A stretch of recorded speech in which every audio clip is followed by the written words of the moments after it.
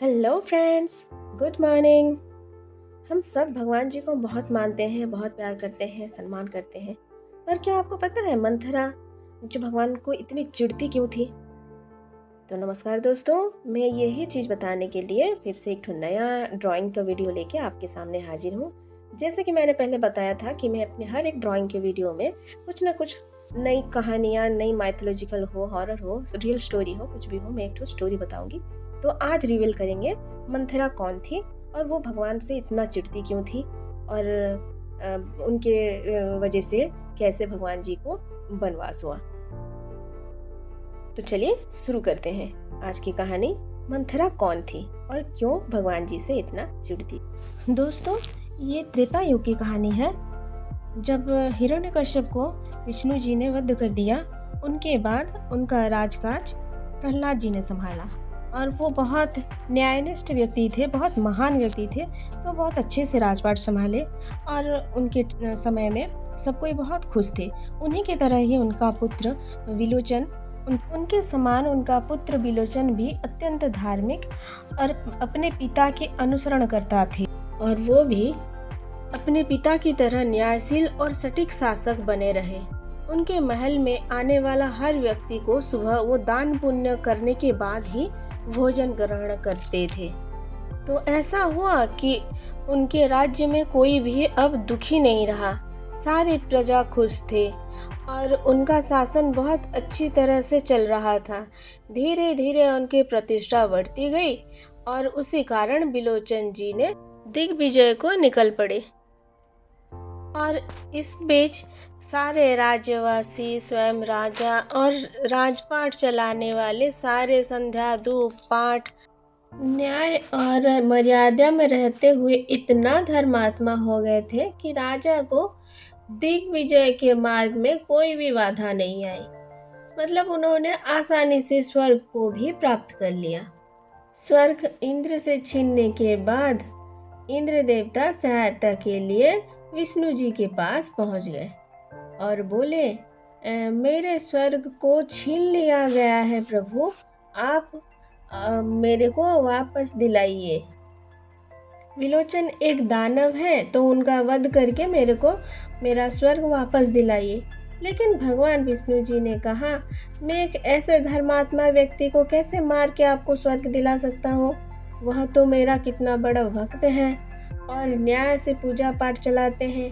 उनके राज्य में कोई भी दुखी नहीं है और वो बिना दान पुण्य किए ही भोजन ग्रहण भी नहीं करते। आप एक काम करो, याचक बन के आप सुबह उनके दरबार में जाओ, तो वहाँ अगर आप स्वर्ग मांगोगे तो वो हंसी खुशी आपको स्वर्ग दे देंगे।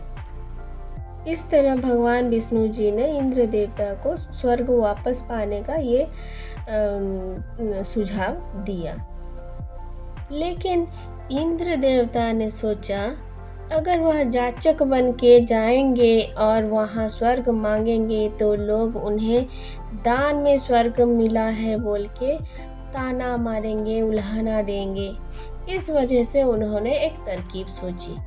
वह जाचक बन के विलोचन जी के दरवाजे पर तो पहुँचे, लेकिन स्वर्ग मांगने के बजाय उन्होंने राजा को बोले, आप शपथ करिए कि मैं जो मांगूंगा आप वो दोगे।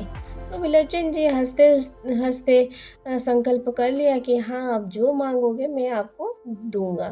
तो इंद्र देवता ने उन्हें उसी आड़ में उनका सर मांग लिया।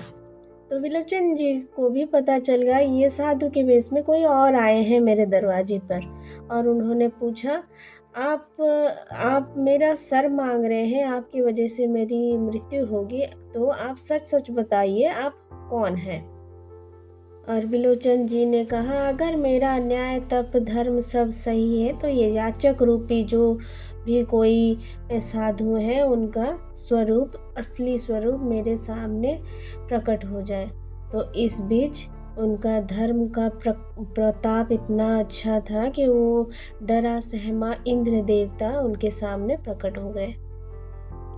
तभी विलोचन जी ने कहा, हे इंद्रदेव, आपकी वजह से मेरी मृत्यु हो रही है और आप छल से मेरा सिर मांग रहे हैं। मैं तो खुशी खुशी अपना सिर आपको दान में दे दूंगा। लेकिन मेरे 3 संतान हैं और वे अवश्य मेरी मृत्यु का बदला आपसे लेंगे।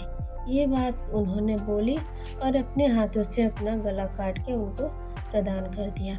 इंद्र देवता वो उनका सर लेके स्वर्ग आ गए।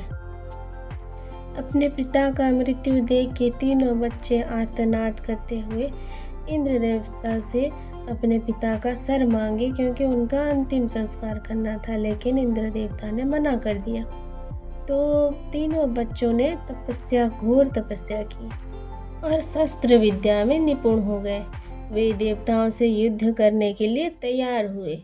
उन्होंने अच्छे संस्कार और धार्मिकता के कारण वो युद्धों में भी कुशल साबित हुए। इस तरह जब वे देवताओं से भिड़े तो उन्होंने अपनी वीरता और धैर्य का परिचय दिया और पिता का सिर लेकर उन्होंने युद्ध को समाप्त कर दिया। लेकिन उनकी बेटी बिलोचना, जो अपने पिता को बहुत ज़्यादा चाहती थी, उनका क्रोध शांत हुआ ही नहीं। उन्होंने जैसे सारे देवताओं को समूल नाश करने का संकल्प ले लिया था। बहुत सारे सर्पदंशी जो अस्त्र होता है उनके ऊपर छोड़ के, बहुत लाखों करोड़ों सर्प उनके ऊपर छोड़ के देवताओं को नाश करने का जैसे संकल्प ले लिया था। और इस बीच अदिति, जो उनकी दादी थी, कभी कभी उन्हें देवताओं को छोड़ने के लिए विनती करती थी, तो कभी कहती थी, बेटा मैं तुम्हारी नानी हूँ, उन्हें माफ़ कर दो, मेरे बात मानो।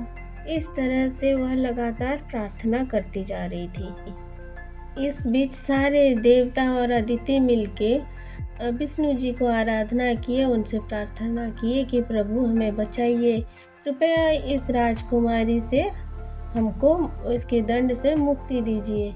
इस तरह हाथ जोड़ के उनसे जब विनती किया गया तो विष्णु जी प्रकट हुए और राजकुमारी जी से आग्रह किया कि वह देवताओं को छोड़ दें। लेकिन राजकुमारी अपने विद्या के अभिमान में विष्णु जी का भी तिरस्कार करते हुए बहुत सारे अपशब्द बोले और बोला, इन्होंने मेरा पिता का छल से वध किया है, तो इन्हें तो मैं नहीं छोड़ूंगी। जब वो विष्णु जी का बात भी नहीं मानी तो विष्णु जी ने भी गरुड़ का आवाहन किया और उन्हें आज्ञा दिए कि ये सारे देवताओं को नाग शस्त्र से मुक्त करवाइए। तो उसी समय हजारों की संख्या में गरुड़ प्रकट हुए और सारे नागों को मार के देवताओं को उनसे, उनकी जो नाग शस्त्र था, उनसे मुक्ति दिलाए। इस बीच क्रोधित राजकुमारी अपने पिता के ऊपर हुआ अन्याय का बदला लेते हुए वो गरुड़ के ऊपर भी आक्रमण करने लगी और गरुड़ का एक पंख काट दिया। तो बाकी जितने भी गरुड़ थे ये राजकुमारी के ऊपर हमला कर दिए और उनका मुंह नोच दिया, पीठ के ऊपर खरोंच बहुत ज़्यादा आ गया, चेहरा खराब कर दिए और ऐसे ही वो राजकुमारी का पूरा अंग क्षत विक्षत होके कुरूप हो गई वो। इस बीच युद्ध समाप्त हो चुका था, देवताओं को अपना स्वर्ग प्राप्त हो चुका था और दानव लोग अपने मर्तलोक में रहने चले गए। लेकिन राजकुमारी का चेहरा, उनका पीठ गरुड़ के दिए गए गहरे घाव में भर गए थे। वो अभी तक ठीक नहीं हुए और वो बहुत ही गंभीर और अस्थायी निशान छोड़ गए थे। जब भी वह अपने घाव को देखती तो वह क्रोधित हो जाती थी और भगवान विष्णु जी को कठोर शब्द से याद करती थी। इस दर्द में अंत में उनकी मृत्यु हो जाती है और वेदों में कहा गया है कि मृत्यु के समय इंसान जिस चीज़ के बारे में सोचता है वही भाव से वो अगले जन्म में भी पैदा होता है। तो अब उन्होंने नया जन्म तो ले लिया था, लेकिन उनका जो स्मृति था वो खो गया था, लेकिन उनका जो दांत और कुबड़, सारे पिछले जन्म के जो घाव थे उनके साथ ही वो पैदा हुई थी। विकृत शरीर, कुरूप के साथ ही वो पैदा हुई थी। विकृत चेहरा और कुबड़ शरीर के वजह से कोई उनको प्यार नहीं करता था, हमेशा तिरस्कार ही मिलता रहा और इसकी वजह से उनका शादी भी नहीं हुआ और वो बचपन से ही कैकेयी के साथ रहती आ रही थी। इसलिए जब कैकेयी जी का विवाह हुआ तो उनके साथ मंथरा भी उनके ससुराल में आ गई और उनके पिछले जन्म में भगवान के प्रति जो तिरस्कार था और कठोरता था वह इस जन्म में भी बनी रही, जिससे उन्होंने कभी भगवान के लिए भला नहीं सोचा। लेकिन जब भगवान का वनवास होना तय था तब उन सब कारणों में से एक कड़ी के रूप में मंथरा का योगदान भी सामने आया और उसी तरह मंथरा का माध्यम से भगवान जी को वनवास प्राप्त हुआ और वनवास के कारण बहुत सारे राक्षसों, अशरीरी प्राणियों और मानव जाति के लिए हानिकारक तत्वों का नाश हो पाया। यही वनवास का एक बड़ा परिणाम था, जिससे कई बुराइयों का अंत हो पाया। मंथरा का योगदान इस प्रक्रिया में अहम था और इस वजह से मंथरा भी हमारे लिए सम्माननीय मानी जा सकती है। तो देखिए दोस्तों, कहानी ख़त्म होते होते हमारा पेंटिंग भी ख़त्म होने को आ गया। देखिए कितना सुंदर पेंटिंग बना है। अगर आपको मेरा पेंटिंग और मेरी कथा पसंद आया हो, अच्छा लगा हो, तो मेरे चैनल को सब्सक्राइब करिए, कमेंट करके बताइए क्या और अच्छा हो सकता है, और लाइक किए बिना तो जाइएगा नहीं।